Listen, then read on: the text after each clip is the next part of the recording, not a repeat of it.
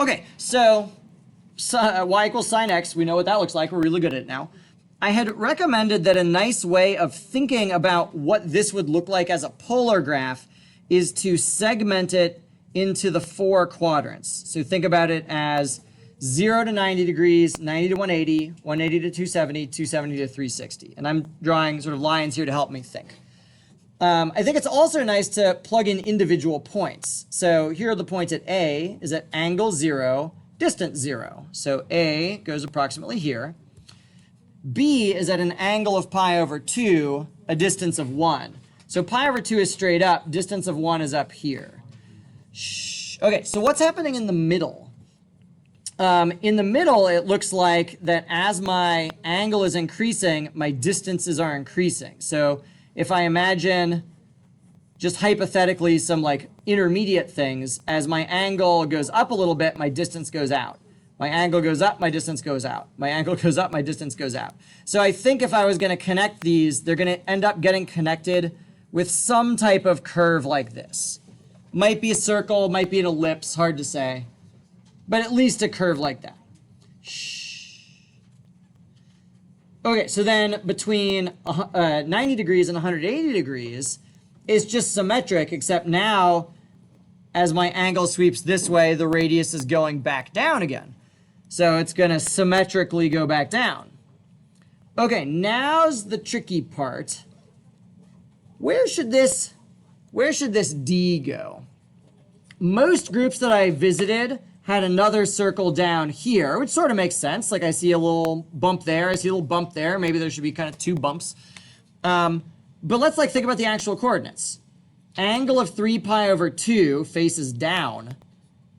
The distance here is at -1. So if I am facing down and I go a distance of -1, that's actually going up. So D is actually the exact same point as B. So that's the tricky bit. Let me pause it and give you another minute to talk through what is going on with this section of the curve. All right, so I've heard several people say, I agree. So here's the thing to notice, and if you're taking notes, which you probably should be, let's annotate this here. So angles from 0 to pi, notice that the radius is positive. But here, from pi to 2 pi, the radius is negative. So let's think about where are we pointed if the angle is between 180 and 360. If we're between 180 and 360, here's my pen, we're pointed somewhere, we're pointed down, essentially. We're pointed like anywhere that's down.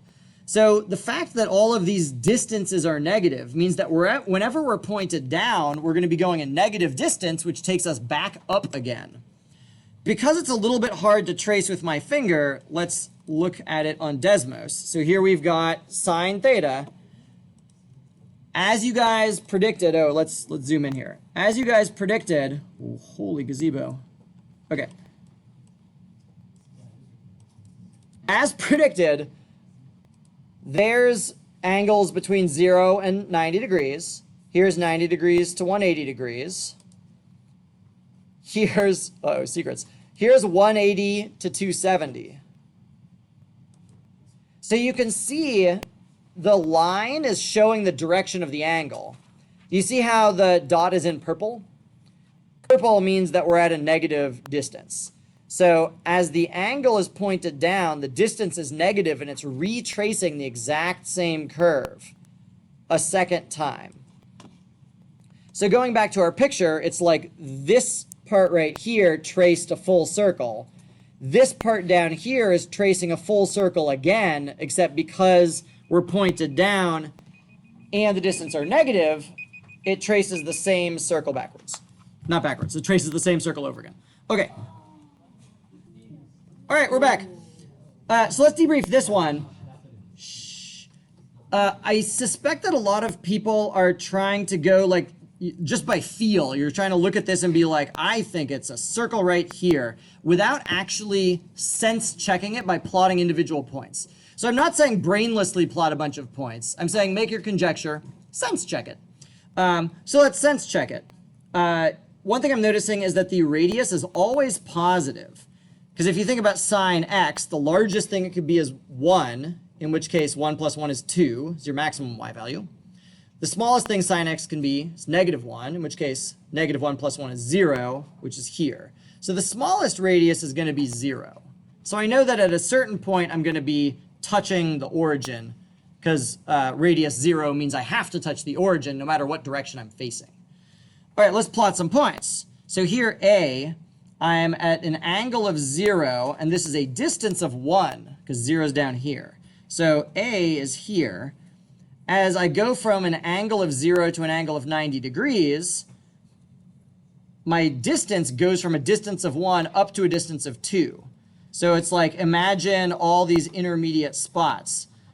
I'm only ever going to get further and further along this line. So my dots are maybe a little bit imperfect, but it's something like that. Okay, then symmetrically, as my angle goes from 90 degrees to 180 degrees, I'm going from a distance of 2 back to a distance of 1. So I know, so this is B up here. I know C should be 180 degrees, distance 1 is here. And again, it's sort of, wasn't very well drawn, but it was sort of, it's supposed to be sort of symmetric here. All right, so far so good. So now from an angle of 180 to 270, so my angles are facing down now. My distances are still decreasing towards 0. So by the time I get to D here, D is facing straight down because it's 3 pi over 2, but the distance is 0. So here's D. But I wouldn't want to just connect them straight across. Again, sort of imagine intermediate lines. It's like as my angles are going up, I'm getting closer and closer to the origin. So I can sort of sketch some like this. And then here, we're symmetrically going back out again.